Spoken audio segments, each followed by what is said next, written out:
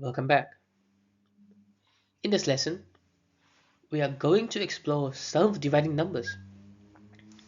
These are really fun because they test whether a number can be divided by every single digit inside it without leaving a remainder.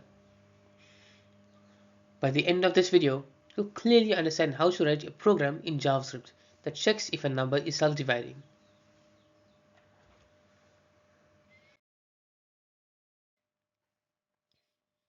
Let's break this down.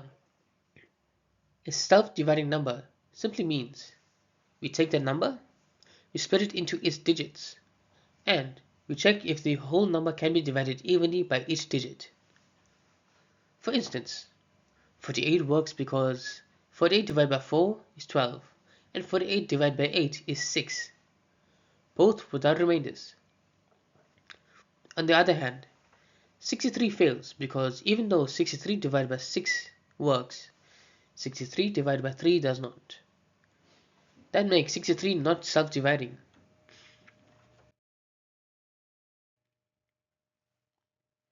Here's the code. We loop through each digit of the number by repeatedly taking the remainder with 10. If we ever find a zero digit or a digit that doesn't divide the number evenly, we immediately return false.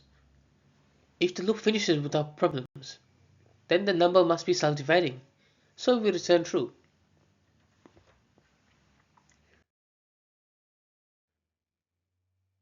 Here is a clear step-by-step breakdown. First, we grab the last digit by using the modulo operator.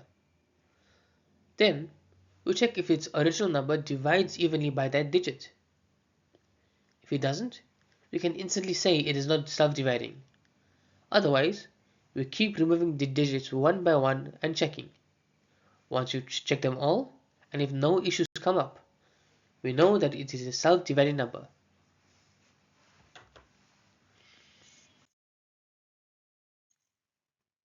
Let me add some examples. 48 works because both 4 and 8 divide evenly into 48. 22 also works because 22 divided by 2 is 11, and the other two also divides evenly. 63 fails because 63 divided by 3 is 21, so it doesn't work. And so we return false.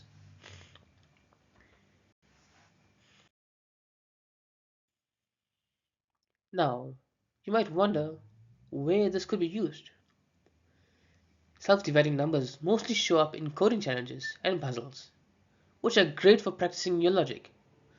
But the concept is also similar to validation problems.